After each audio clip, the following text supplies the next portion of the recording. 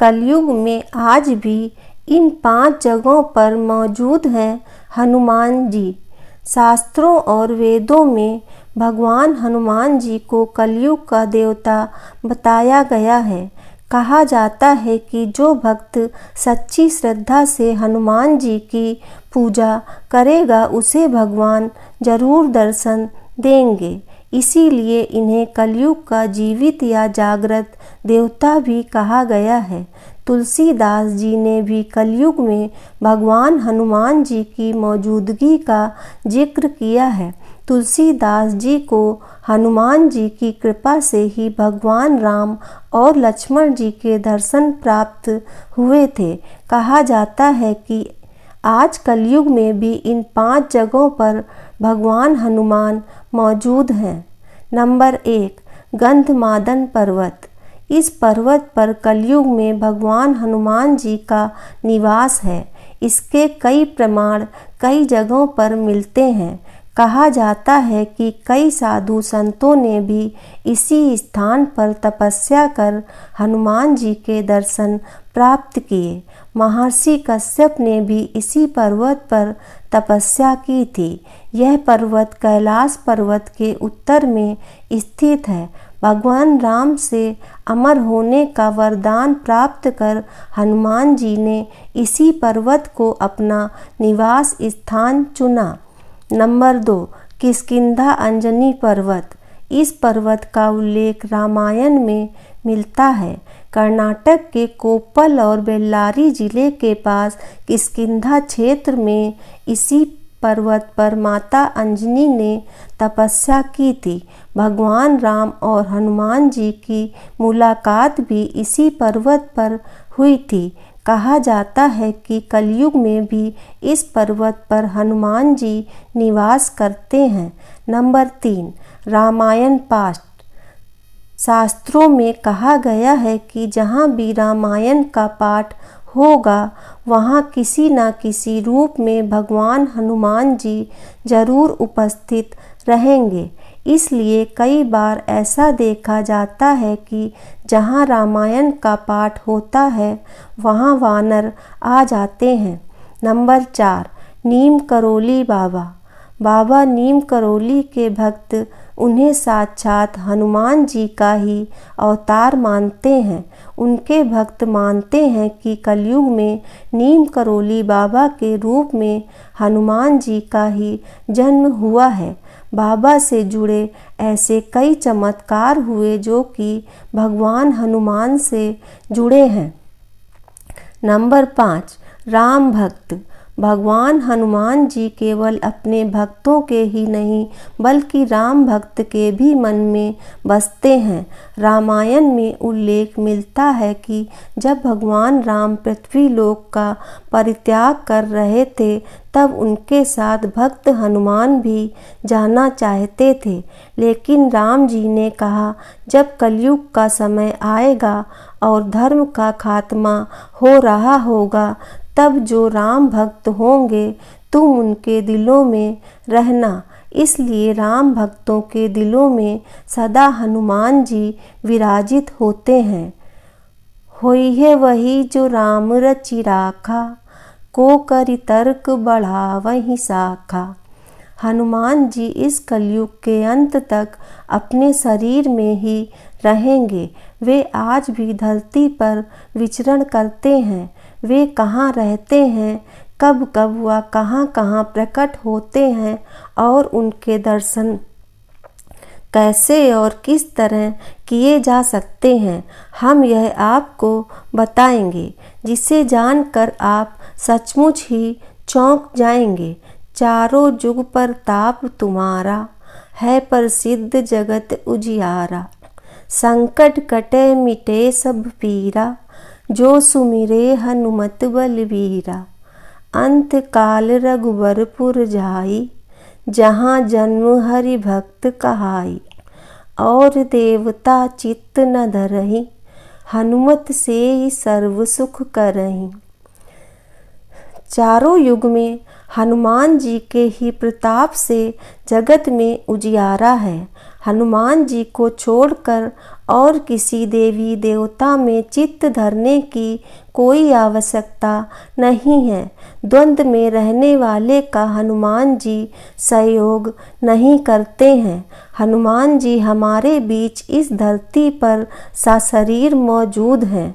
किसी भी व्यक्ति को जीवन में श्री राम की कृपा के बिना कोई भी सुख सुविधा प्राप्त नहीं हो सकती।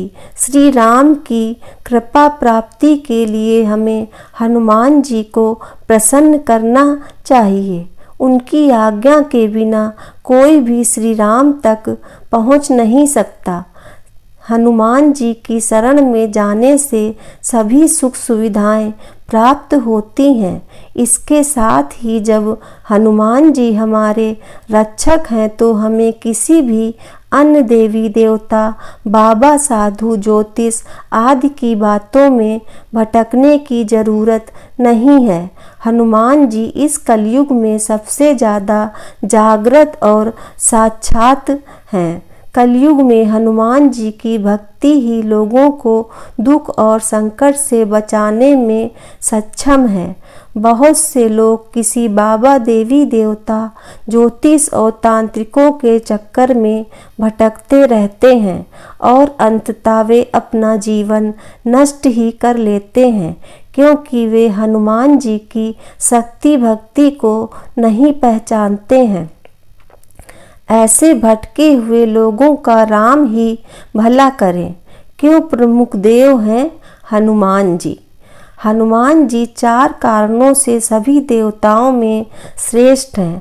पहला यह कि वे रियल सुपरमैन हैं। दूसरा यह कि वे पावरफुल होने के बावजूद ईश्वर के प्रति समर्पित हैं। तीसरा यह कि वे अपने भक्तों की सहायता तुरंत ही करते हैं। और चौथा यह कि वे आज भी सशरीर हैं। इस ब्रह्मांड में ईश्वर के बाद यदि कोई एक शक्ति है तो वह है हनुमान जी। महावीर विक्रम बजरंगी के समक्ष किसी भी प्रकार की मायावी शक्ति ठहर नहीं सकती। क्या हनुमान जी बंदर थे? हनुमान जी का जन्म कपि नामक वानर जाति में हुआ था।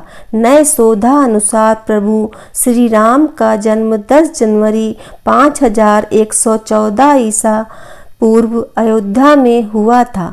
शोधकर्ता कहते हैं कि आज से 9 लाख वर्ष पूर्व एक ऐसी विलक्षण वानर जाति भारतवर्ष में विद्यमान थी जो आज से 15 से 12 हजार वर्ष पूर्व लुप्त होने लगी थी और अंततः लुप्त हो गई। इस जाति का नाम कपि था। हनुमान जी के संबंध में यह प्रश्न प्रायः सर्वत्र उठता है कि क्या हनुमान जी बंदर थे।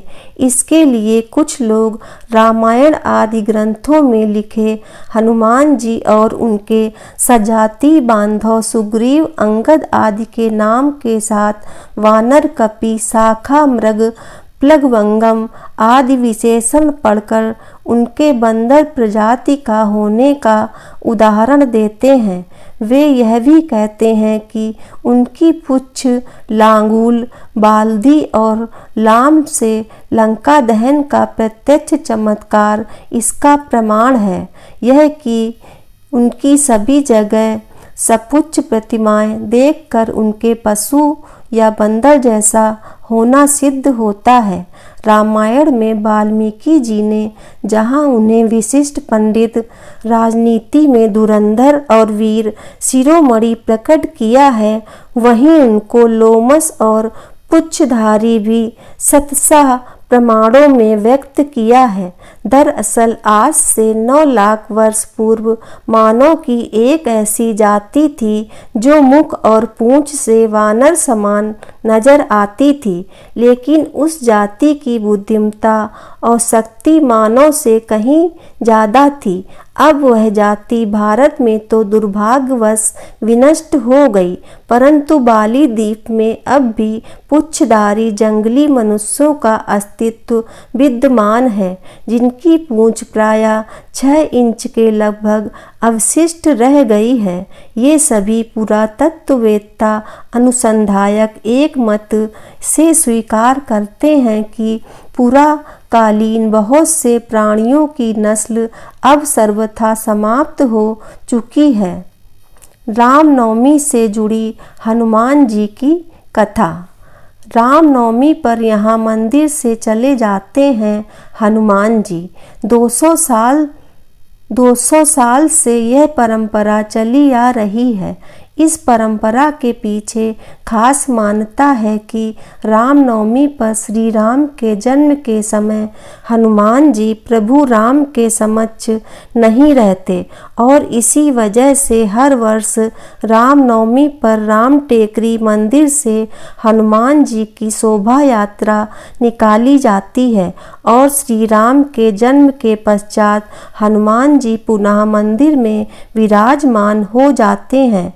और आस्था और परंपरा की बात करें तो इस दृष्टि से रतनपुर बेहद खास है।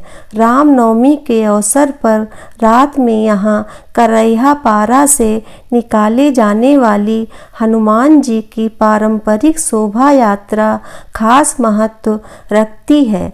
यह शोभा यात्रा लगभग 200 वर्षों से यूं ही हर साल निकाली जाती है। राम टेकरी राम पंचायतन मंदिर में स्थित हनुमान जी की चंदन काष्ठ से निर्मित मूर्ति को अष्टमी तिथि को करैया पारा के लोगों के द्वारा यहाँ लाया जाता है, जिसके बाद करैया पारा में विशेष पूजा अर्चना की जाती है। रामनवमी की रात को हनुमान जी की मूर्ति को पालकी में सजाकर शोभा यात्रा निकाली जाती है। इसको देखने के लिए सिर्फ शहर ही नहीं बल्कि आसपास के क्षेत्र से भी बड़ी संख्या में लोग इकट्ठा होते हैं और पूरे करैहा पारा मोहल्ले के जिस मार्ग से यह यात्रा गुजरती है वहाँ लोगों की आस्था देखते ही बनती है। तड़के 4 बजे यह शोभा यात्रा राम टेकरी राम मंदिर में समाप्त होती है। यहाँ हनुमान जी भगवान राम के दर्शन कर वहीं विराजित हो जाते हैं। इस परंपरा के पीछे खास मान्यता है कि रामनवमी पर श्री राम के जन्म के समय हनुमान जी प्रभु राम के समक्ष नहीं रहते। इसी वजह से हर वर्ष रामनवमी पर राम टेकरी मंदिर से हनुमान जी की शोभा यात्रा निकाली जाती है और श्री राम के जन्म के पश्चात हनुमान जी पुनः मंदिर में विराजमान हो जाते हैं। जय श्री राम, जय हनुमान जी। दोस्तों, आपको ये जानकारी कैसी लगी कृपया कमेंट करके ज़रूर बताएं और आगे की ऐसी ही जानकारियों को जानने के लिए हमारे चैनल को लाइक व सब्सक्राइब ज़रूर करें। धन्यवाद।